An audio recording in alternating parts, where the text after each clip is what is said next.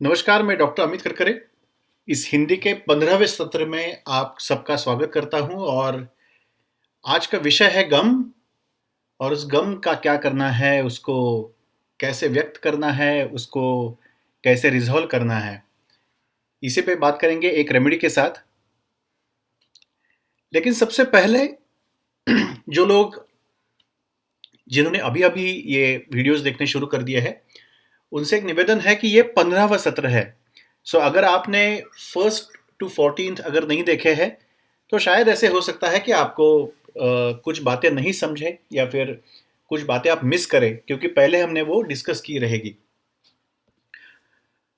और उनमें से ही एक बात जो पहले 2-4 सेशंस में हमने काफ़ी बार की थी और जो अभी गूगल फॉर्म में किसी ने रिसेंटली लिखी है लास्ट मंथ या फिर लास्ट वीक। उन्होंने कहा है कि आई don't remember everything that you teach. आप जो सिखाते हो वो बिल्कुल सब कुछ याद नहीं रहता। तो उसका क्या करें। और अगला उनका प्रश्न है या फिर अगली उनकी दुविधा है कि जो भी मैं दवाई सुनता हूँ, जो भी आप सिखाते हो दवाई, मुझे लगता है कि वो मेरे लिए ही बनी है, वो we are made for each other. तो इस दुविधा का कैसे सुविधा में कन्वर्ट करें इसको, तो उसी पे बात करेंगे आज पहले थोड़ी देर और उसके बाद रेमेडी की तरफ जाएंगे। तो ऐसे बिल्कुल हो जाएगा क्योंकि ये जो 38 दवाइयाँ हैं, ये 38 अलग अलग प्रकार की भावनाएं हैं और उनके शेड्स हैं और हम सब ने इन भावनाओं को एक्सपीरियंस किया है कभी ना कभी अपनी ज़िंदगी में। और ये बात मैंने पहले भी कभी किसी एपिसोड में की थी कि हम सब ने कभी ना कभी तो दुख देखा है, हम सब ने काफ़ी होपफुल कंडीशन देखी है, हम सब ने किसी के जैसे हम बचपन में थे स्कूल में, तो कोई अगर कुछ अच्छी सी कंपास बॉक्स ले आए तो हमें जेलसी लगती थी कि यार यार इसके पास इतना अच्छा है। अभी आजकल कोई कार ले लेता है, कोई घर ले लेता है, किसी का हस्बैंड या वाइफ देख के लोगों को जलन होती है कि अरे इतना अच्छा कैसे मिल गया उसको, ये तो फालतू आदमी है, इसको कैसे इतनी अच्छी बीवी मिल गई। आप अगर सो बेसिकली ये जो सब निगेटिव भावनाएं हैं वो रहती है, सबके मन में रहती है।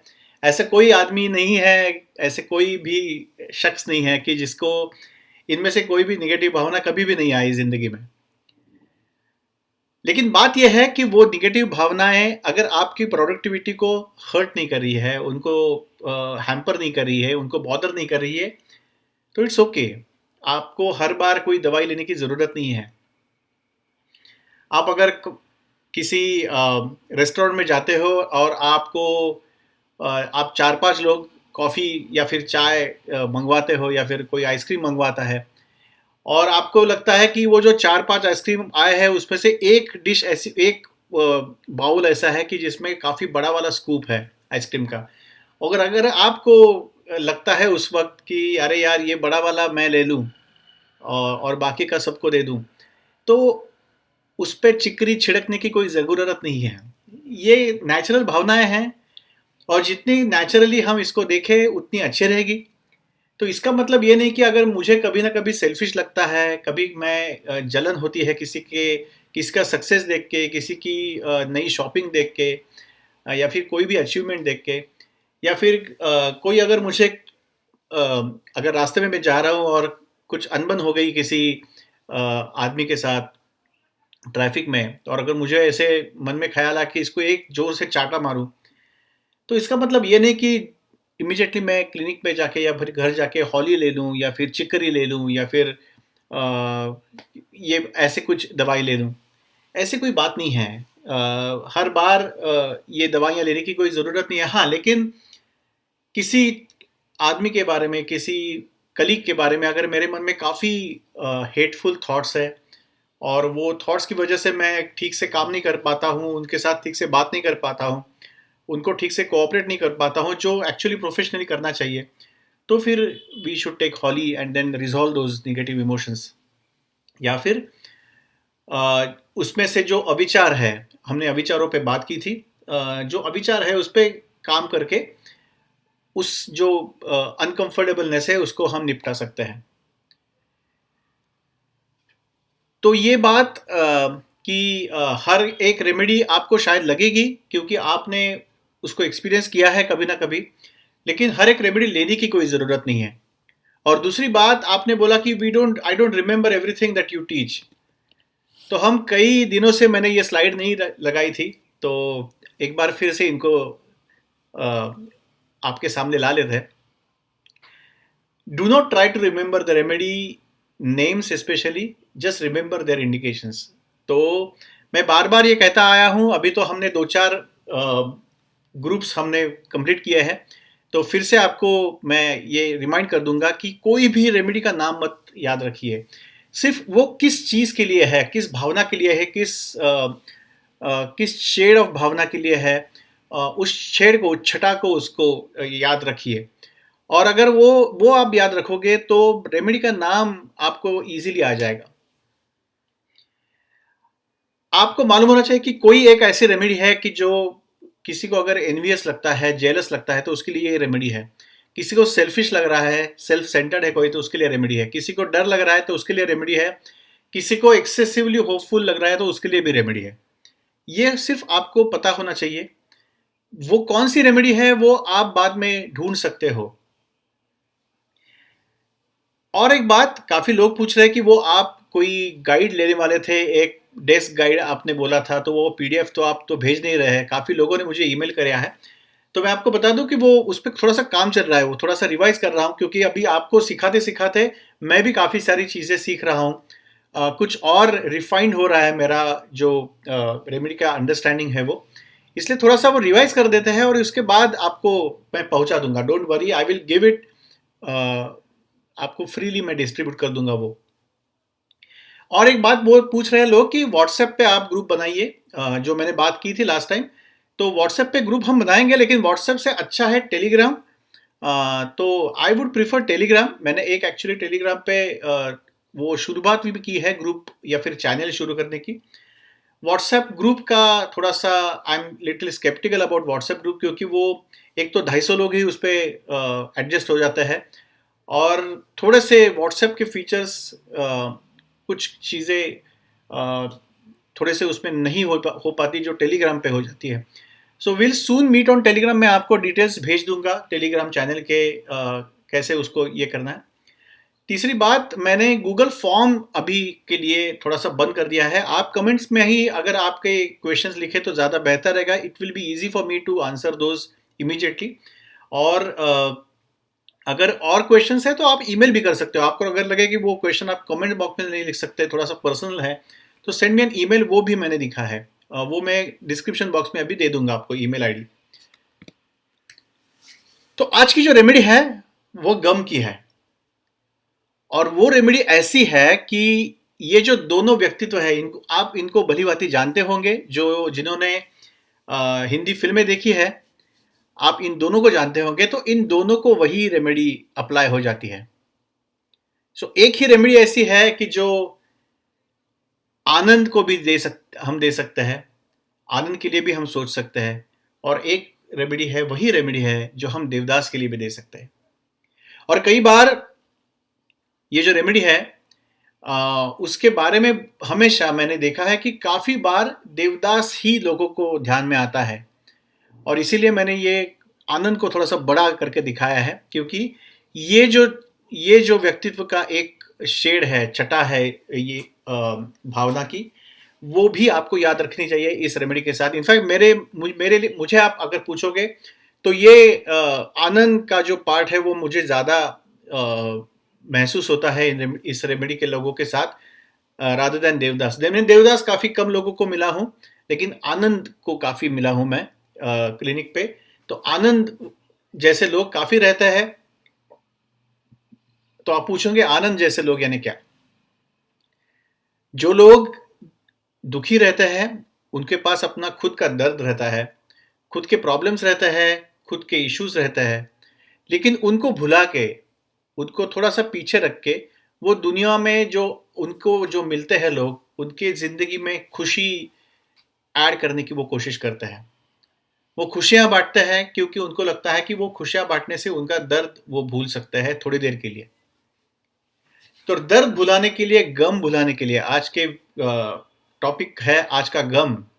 तो आप गम कैसे भुलाना चाहते हो, ये आप पे निर्भर है।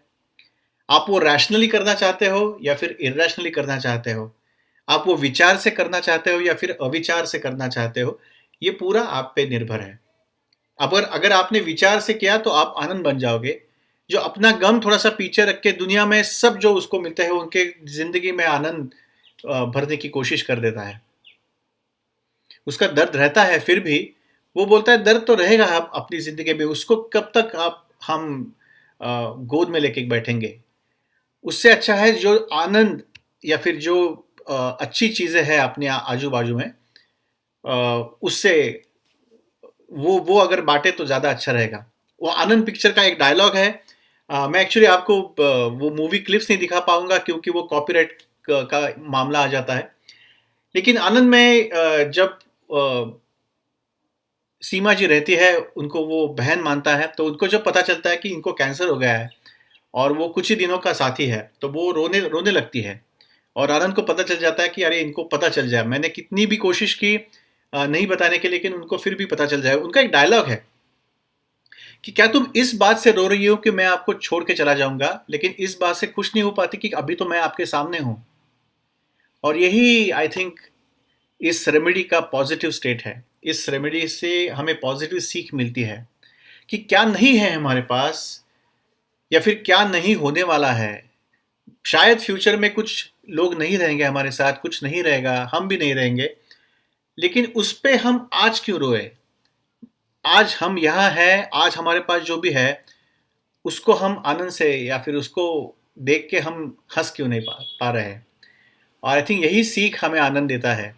और यही सीख ये रेमेडी भी पॉजिटिवली देती है, जिसका नाम है एग्रीमनी। जब भी हम एग्रीमनी के बारे में बात करते हैं तो लोगों को देवदास याद आता है, क्योंकि गम अगर आपको भुलाना है तो दो बातें हैं। एक एक विचार है जो आनंद देता है कि अपना गम अगर भुलाना है तो दूसरों का गम आप दूर करने की कोशिश करो तो आपका गम आप भुला पाओगे।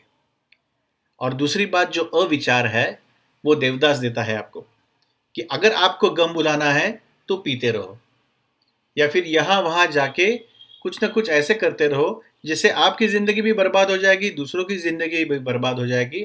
थोड़ी देर के लिए आप गम भुला सकते हो। वो ड्रग्स ले लो आप, नशा कर दो, कोई कोई शराब पिए। लेकिन मैं देवदास का वो डायलॉग है कि मैं कहाँ पीने के लिए पीता हूँ कुछ, तो मैं तो जिंदा रहने के लिए पी रहा हूँ, अगर मैं नहीं पिया तो मैं मर जाऊंगा। ऐसे कुछ तो डायलॉग है उसका। तो ये एक अविचार है, क्योंकि आप गम भुलाने के लिए काफ़ी अच्छी अच्छी और ज़्यादा पॉजिटिव चीज़ें भी हैं जो आप कर सकते हो, लेकिन इन्होंने ऑप्शन चूज़ किया नशे का। और नशे में तो थोड़ी देर के लिए आपको लग सकता है, लेकिन आपको वो फिर बार बार और करने की नशा हो सकती है। अगर नशा करना ही है तो हेल्पिंग का नशा कीजिए, जैसे आनंद का था। जिसको भी आनंद मिला उसने उसको आनंद देने की कोशिश की। और देवदास को अगर आप देखोगे तो पारो भी नहीं मिली, चंद्रमुखी भी नहीं मिली, मिली तो सिर्फ शराब और दर्द।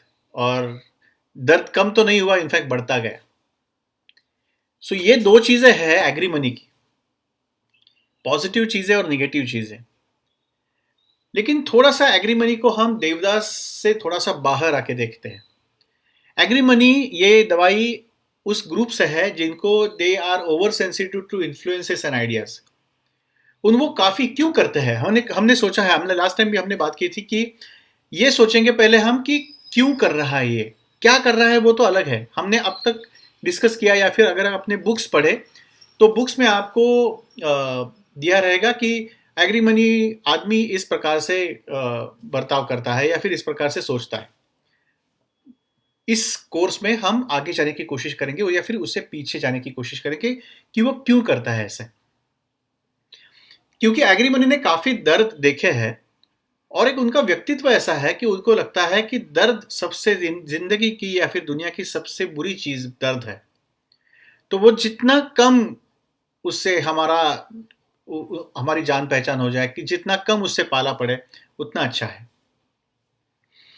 डॉक्ट्रिन ऑफ सिग्नेचर हमने देखा था कि वो जो पौधा रहता है जिससे हम दवाई बनाते हैं, या फिर वो जो फूल रहता है, या फिर वो जो प्लांट रहता है, उसका व्यक्तित्व भी रहता है प्लांट का, और वो व्यक्तित्व अपने किसी भी शख्स के व्यक्तित्व के साथ हम जोड़ अगर पाते हैं, तो फिर ये पौधा या फिर ये फ्लावर कौन से टाइप के भावना को काम करेगा, ये हमें पता चलता है।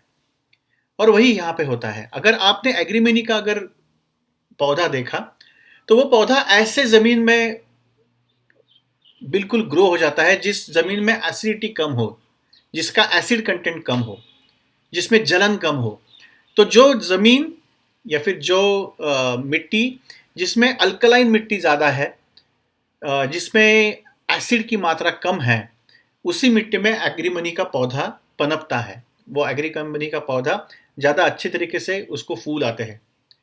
और यही ये लोगों की कथा है।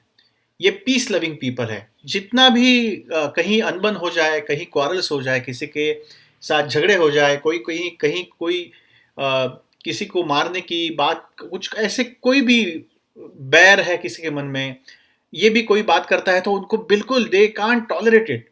They have a low frustration tolerance. जो हमने अविचार की बात की थी, वो उनको काफ़ी हो जाता है कि वो कोई भी जो लोग अपार्टमेंट्स में रहते हैं या फिर फ्लैट्स में रहता है, उनको मालूम होता है कि कोई कहाँ बिल्डिंग में कोई किसी के साथ झगड़ा होता है और हमें सुनाई देता है। काफ़ी सारे लोग हम में से काफ़ी चौकन्ने रहते हैं। तो कोई अगर झगड़ा कर रहा है तो वो बालकनी में जाके खड़े रहेंगे, देखते हैं कि वो जो चिकरी वाले लोग रहते हैं ना, कि कौन झगड़ा कर रहा है, वो थोड़ा सा उसका मजा ले लेंगे। लेकिन एग्रीमनी जो रहता है, उसको मज़ा नहीं आता। कोई अगर किसी के साथ झगड़ा कर रहा है तो उसको बिल्कुल मज़ा नहीं आता। इनफैक्ट वो वो भी रो पड़ेगा कि अरे यार क्यों झगड़ा कर रहे हैं, कोई भी किसी के साथ। अगर अभी कोई एग्रीमनी है तो उसको बुरा लग रहा है कि क्यों वो रशिया और यूक्रेन में वॉर हो रहा है, ये लोग इसके साथ क्यों झगड़ते हैं, ये इसको क्यों मारता है। अब हम आप बोलेंगे मुझे कि अरे यार ये बातें तो हमारे मन में भी आती है, लेकिन हम वो बात मन में लाके छोड़ देते हैं, और हमारे नॉर्मल अगर कुछ आ गया है तो हम अपना अपना नॉर्मल रूटीन हम कंटिन्यू रखते हैं। एग्रीमनी वो नहीं कर पाएगा। एग्रीमनी कॉन्स्टेंटली सोचता रहेगा कि अरे यार क्या दर्द मैंने देखा, उसको क्या करूं मैं, वो दर्द हटाने के लिए मैं क्या कर सकता हूँ। वो दर्द है, मैं अगर कुछ नहीं करता तो मैं क्या, जिंदगी है मेरी फिर क्या है यार, किसी का दर्द नहीं मैं मिटा सकता। तो उस पर सोचता रहेगा, उस पर उससे तकलीफ हो जाएगी। किसी का दर्द देखा है या फिर किसी को ये देखा है, तो उसको वो उस दिन नींद नहीं आएगी, तो रोज ही नींद नहीं आएगी, क्योंकि सब जगह पे दर्द है आजकल, सब जगह पे गम है लोगों को। तो कुछ भी अगर देखता है वो, तो उसको लगता है कि अरे यार मेरी ये जिम्मेदारी है कि मैं सबको ठीक करूं। तो ये these are the peace loving people, they are the peace makers. तो अगर दो तीन भाइयों में अगर झगड़ा हो रहा है प्रॉपर्टी के लेके, तो ये बीच में जाएंगे और उसको झगड़ा बंद करने की कोशिश करेंगे। तीन भाई हैं और प्रॉपर्टी के लेके झगड़ा शुरू हो रहा है। उसमें से एक अगर एग्रीमनी है, तो वो इतना पीस लिविंग रहता है कि वो बोलेगा कि यार मेरे हिस्से की जो जमीन है वो भी मैं आप में बांट लेता हूँ, लेकिन आप झगड़ा मत करो। भाई भाई अपने एक दूसरे पे आप ऐसी बातें मत करो एक दूसरे के साथ। आपको क्या चाहिए, आपको जमीन चाहिए ना, मेरी जमीन भी ले लो। ये भी वो कर सकता है। ही कैन, ये एग्रीमनी आदमी किसी भी हद तक जा सकता है पीस वहां बरकरार रखने के लिए। अपना सब निकाल के दे देगा, कुछ भी करेगा, लेकिन वो उसको पीस चाहिए। लोग न, कोई भी उनका डिमांड ऐसा है, जो अविचार है, कि कोई भी किसी से भी झगड़े ना, कहीं पे भी झगड़ा होना नहीं चाहिए, कहीं पे भी कोई दुखी होना नहीं चाहिए। ये उनकी डिमांड है, और इसलिए वो दुखी हो जाते हैं, क्योंकि ये अननेचुरल या फिर इरेशनल डिमांड है। रियलिस्टिक डिमांड नहीं है। ऐसे कैसे होगा ना, दर्द नहीं है तो क्या होगा। मैंने मदन मोहन जी का एक रस्म उल्फत गाना जो है उनका, पहले उनकी एक कमेंट्री थी किसी कैसेट में, और उन्होंने कहा है कि काफ़ी दर्द भरा गाना है, लेकिन दर्द भी तो दुनिया का या फिर ज़िंदगी का एक एक हिस्सा है। और अगर दर्द ना हो तो फिर जो आनंद है, जो अच्छी चीज़ें हैं, वो फीकी पड़ जाएगी अगर दर्द नहीं होगा तो। तो दर्द के कॉन्ट्रास्ट में हमें जो जो जॉय रहता है, उसका आनंद ज़्यादा आता है, क्योंकि दर्द हमने देखा है उसके बाद जो खुशी आती है, वो खुशी को ज़्यादा हम महसूस कर पाते हैं, क्योंकि वहाँ पे आजू बाजू में दर्द भी रहता है। सब जगह पे अगर खुशी ही रहेगी तो वो बोर हो जाएंगे हम। अभी हमें लगता है, एग्रीमनी को भी लगता है कि यार सब जगह पे खुशी रहनी चाहिए, लेकिन अगर वैसे रही तो बोर हो जाएंगे हम। आप भी देखिए, अगर फिल्म में विलन नहीं रहेगा ना, तो हीरो क्या करेगा? सिर्फ गाना गाएगा, और कितने गाना गाएगा? कुछ ना कुछ तो कॉन्फ्लिक्ट रहना चाहिए, क्योंकि उसमें से बाहर आने के बाद ही हमारा व्यक्तित्व खुलता है। उसको उससे बाहर आने के बाद ही हम कुछ सीख पाते हैं ज़िंदगी के बारे में। और वही है, वही ज़िंदगी का क्या बोलता है वो, that's the truth of life, कि सब इमोशंस रहेंगे और उससे आगे जाना है। आपको नहीं चाहिए सैडनेस, इसलिए वो नहीं जाएगा। लेकिन ये लोग क्या करते हैं, उनको सिर्फ गम नहीं चाहिए, ये इतने में सीमित नहीं है। ये आगे जाके अपना गम किसी को बताते भी नहीं है, क्योंकि उनको लगता है, क्यों फिर से क्यों करते हैं ऐसा? उनको लगता है कि मगर अगर मैंने मेरा गम किसी को बता दिया तो वो उसका गम हो जाएगा, उसको उसका लाइफ डिस्टर्ब हो जाएगा, क्योंकि इनका लाइफ डिस्टर्ब हो जाता है किसी का दर्द या फिर किसी का गम सुनने के बाद। तो उनको लगता है, हर एक को लगता है कि अपना जैसी ही दुनिया अपनी जैसी ही है। क्योंकि इनको गम सुनने के बाद बुरा लगता है, तो वो अपना गम किसी को नहीं सुनाते, क्योंकि उनको लगता है उनको भी बुरा लग जाएगा, उनका भी दिन खराब हो जाएगा, वो भी हमारे बारे में ही सोचते रहेंगे। तो अपना गम अपने अंदर रखेंगे, दूसरों का गम ठीक करेंगे। तो वो बिल्कुल नहीं बताते आपको।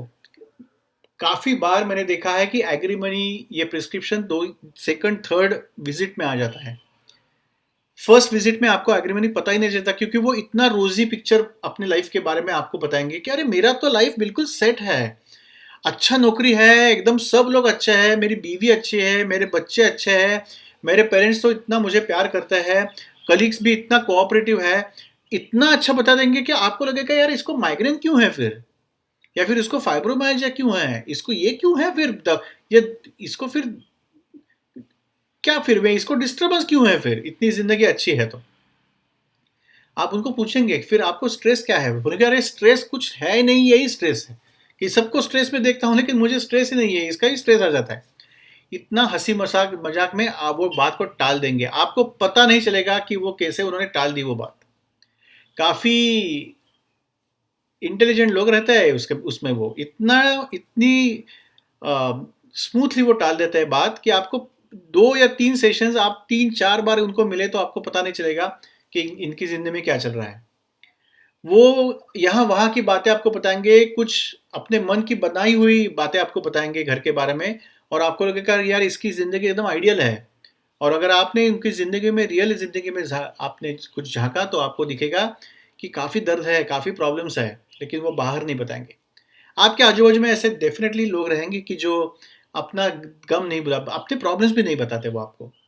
और वो इतने जो हम बाद में अभी आज थोड़े से मूवीज़ और सॉन्ग्स की भी बातें करेंगे। मुझे मूवीज़ काफ़ी पसंद है, तो सॉन्ग्स को भी मैं थोड़ा सा रेमेडीज़ के साथ कनेक्ट करने की कोशिश करता हूँ। तो देखते हैं वो सॉन्ग, थोड़े से सॉन्ग भी देख लेते हैं।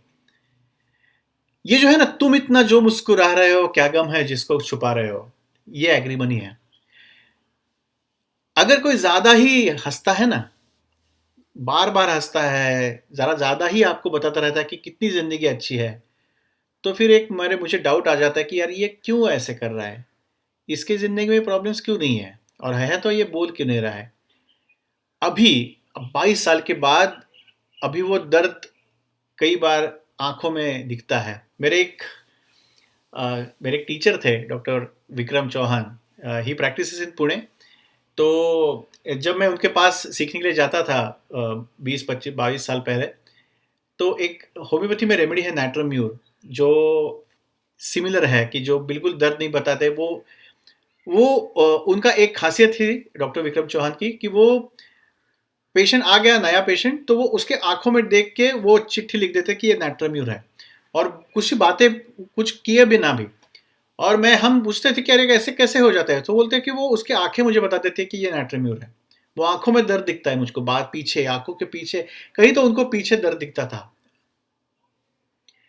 ये वो लोग हैं एग्रीमनी वाले लोग, कि उनका दर्द आपको आंखों में कहीं ना कहीं दिख जाएगा, लेकिन वो नजर आप में डेवलप होनी चाहिए। तो ये जो है लोग, ये तुम इतना जो मुस्कुरा रहे हो, ये इस प्रकार के लोग।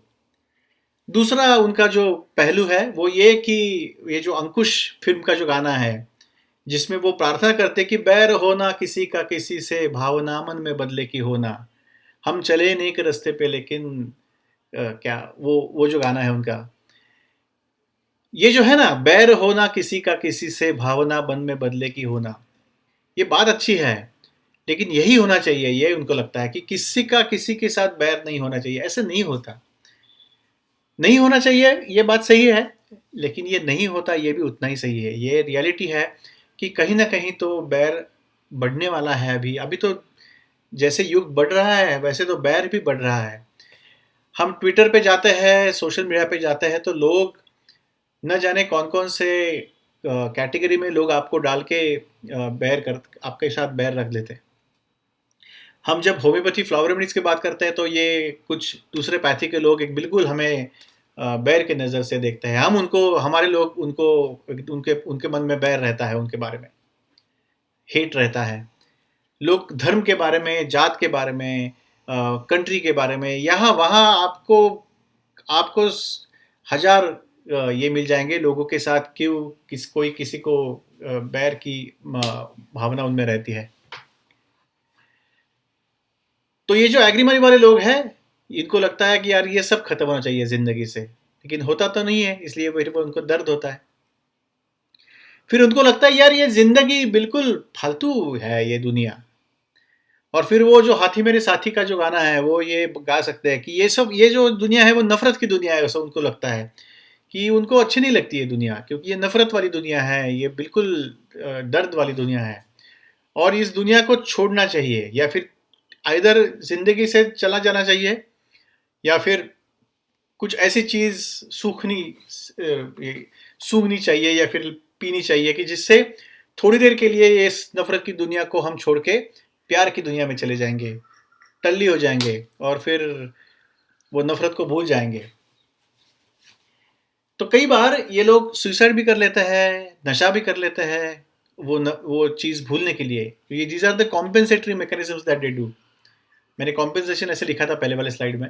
तो ये कॉम्पेंसेटरी मैकेनिज्म्स है कि वो, उनको जो दर्द होता है, उनको जो तकलीफ होती है दर्द की वजह से, वो कहीं ना कहीं तो उसको मिटाना है, तो फिर नशा कर लेते हैं।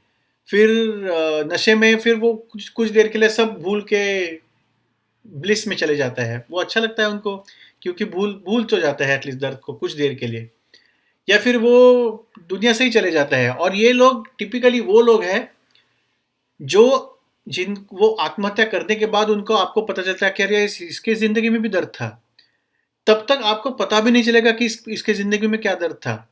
तो कल तक बिल्कुल हंसने वाला, सबको हंसाने वाला, बिल्कुल जो सेंटर ऑफ द अट्रैक्शन था, पार्टी की बिल्कुल जान था, वो आदमी एक अचानक से आत्महत्या कर लेता है। देखता है कि मैं ये नफरत वाली दुनिया को छोड़ रहा हूँ, मैं और जी नहीं पा सकता, और मैं ये हंस नहीं पाता। अब रॉबिन विलियम्स, आपको अगर आप जानते हो रॉबिन विलियम्स, मिसेस डाउटफायर अगर आपने देखा है या फिर पैच एडम्स देखा है, रॉबिन विलियम्स ने ऐसे ही दुनिया को छोड़ दिया था। सबको हंसाया उन्होंने, उनको अगर आप स्टैंड अप कॉमेडी शो देखेंगे तो सबको हंसाया उन्होंने, लेकिन एक दिन आत्महत्या करके चले गए इस दुनिया से। तो उनको दर्द था, लेकिन वो दर्द उन्होंने बाहर किसी को नहीं ज़्यादा बताया, और ऐसे ही भूमिकाएं करते रहे, ऐसे कैरेक्टर्स देते रहे कि जिनको देख के हम काफ़ी हंसे। हमने अपना गम बुला दिया वो कैरेक्टर्स देख के, लेकिन उनका दर्द किसी को ज़्यादा नहीं दिखा। आप रॉबिन विलियम्स के आंखों में देखिए, फिर वो आपको एग्रीमनी की आंखें पता चल जाएगी। आपको अगर एग्रीमनी की आंखें सीखनी है तो रॉबिन विलियम्स को देखिए, उसकी आंखें देखिए। वो जो आंखों के पीछे वाला जो दर्द है ना, जो विक्रम सर को दिखता था, वो आपको रॉबिन विलियम्स की आंखों में दिख जाएगा। और वो अगर आपने किसी की आंखें देख ली तो पूछिए मत उनको, एग्रीमनी डायरेक्टली दे दीजिए। और वो जो मैंने कहा कि दारू पीते रहता है, वो मिली फिल्म है एक, उसमें से बच्चन साहब का एक गाना है, किशोर कुमार ने गाया हुआ, बड़ी सूनी सूनी है जिंदगी ये जिंदगी। तो वो गाना अगर आपने सुना, पढ़ा, या फिर अपने वो उनके शब्द पढ़े, तो भी आपको पता चल जाएगा कि इनको कैसे लगता है ज़िंदगी के बारे में, सब जो चल रहा है उसके बारे में। तो ये सब निगेटिविटीज़ है जो आपको रिलीव करनी है एग्रीमनी दे के। तो अगर आप उनको अगर एग्रीमनी देते हो तो वो पॉजिटिव स्टेट में चले जाते हैं, आनंद जैसे। आनंद का स्टेट जो है वो पॉजिटिव स्टेट ऑफ एग्रीमनी है। जिसमें प्रॉब्लम नहीं है। In fact that is how we all should be. और वो क्या करना है, पॉजिटिव स्टेट कैसे है अग्री मनी का, और पॉजिटिव स्टेट में यानी आपको क्या करना है, ये अगर आपको जानना है तो ये गाना सुनिए। किसी का दर्द न मिल सके तो ले उधार, किसी की मुस्कुराहटों पे हो निसार, किसी का दर्द मिल सके तो ले उधार, किसी के वास्ते हो तेरे दिल में प्यार, तो जीना इसी का नाम है। किसी का दर्द अगर आप कम कर सकते हो तो ही आपने जी लिया जिंदगी। अगर आप अपने ही खुशी में अगर आप बैठे हो, ये कर रहे हो, तो क्या आपने जिंदगी ले ली। किसी का इतना दर्द पड़ा है। तो ये पॉजिटिव स्टेट क्यों है? क्योंकि दुनिया में दर्द है, ये रियलिटी है। आपकी ज़िंदगी में दर्द रहेगा, आपके आजू-बाजू लोगों के ज़िंदगी में दर्द रहेगा, और ये रियलिटी है कि वो उससे आप पीछा नहीं छोड़ पाओगे। लेकिन अगर आपने उस दर्द को देख के अगर आप डिप्रेस हो गए, आप फ्रस्ट्रेट हो गए, आप डिसअपॉइंट हो गए, और आपको वो दर्द अगर आप सहन नहीं कर पाए, तो फिर वो नेगेटिव हो जाएगा। अगर आप पॉजिटिव एग्रीमनी हो तो आप रियलिस्टिकली ऐसे सोचोगे कि सब दर्द तो नहीं मैं मिटा सकता, लेकिन किसी एक आदमी का दर्द तो मैं अपनी ज़िंदगी में मिटा सकता हूँ। तो अगर मैंने किसी एक आदमी का, यहाँ पे 130 करोड़ लोग हैं भारत में, दुनिया में तो कितने सारे करोड़ लोग हैं, 1000 करोड़ लोग, क्या कितने भी रहेंगे, आपको सिर्फ एक आदमी का दर्द कम करना है। और शायद अगर आपने खुद का दर्द भी कम कर दिया ना, रैशनल थिंकिंग करके, तो भी बहुत अच्छी बड़ी बात हो गई। आप खुद का दर्द कम कर दीजिए, किसी और का कम कर दीजिए, जो आपको मिलते हैं उनका दर्द कम कर दीजिए। जो लोग आपको मिलते हैं, जैसे अरुण कुमार है हमारे झांसी वाले, वो बोलता है कि मुझे ये सीखनी है दवाइयाँ, या फिर कल मुझे एक मैडम मिली थी एक लास्ट मंथ, वो टीचर है, और वो उनको फ्लावर रेमेडी सीखनी है, क्योंकि उनको लगता है कि वो एक विलेज से आती है, कोई छोटे से गांव से आती है। और उन्होंने कहा कि अभी मैं पूना में हूँ कुछ दिनों से, कुछ सालों से, लेकिन मुझे ये फ्लावर रेमेडी सीख के मुझे मेरे विलेज में जाना है, क्योंकि वहाँ पे जो लोग हैं उनको इस प्रकार की दवाइयाँ उनके पास नहीं है, तो मैं उनको उनके दर्द दूर कर सकती हूँ। ये ज़्यादा अच्छी तरीका है ना। आप सबका तो दर्द नहीं भुला सकते हो या मिटा सकते हो, लेकिन एक दो लोग, चार लोग, जिंदगी में आपका 80 साल की जिंदगी है, चलो बैठ देखते हैं, 10 साल की तो जिंदगी है, इसके आगे 10 सालों में अगर आपने 10 लोगों का भी दर्द कम कर दिया, तो भी काफ़ी आपने अचीव कर दिया ज़िंदगी में। और यही हमें अग्रीमनी सिखाता है, यही हमें आनंद सिखाता है। और अगर हम ये सीखते रहे तो शायद हमने कुछ सीख लिया फ्लावर रेमेडीज से, डॉक्टर बैच से, एग्रीमनी से, और फिर हमें देवदास नहीं बनना पड़ेगा, फिर हम आनंद ही बनेंगे।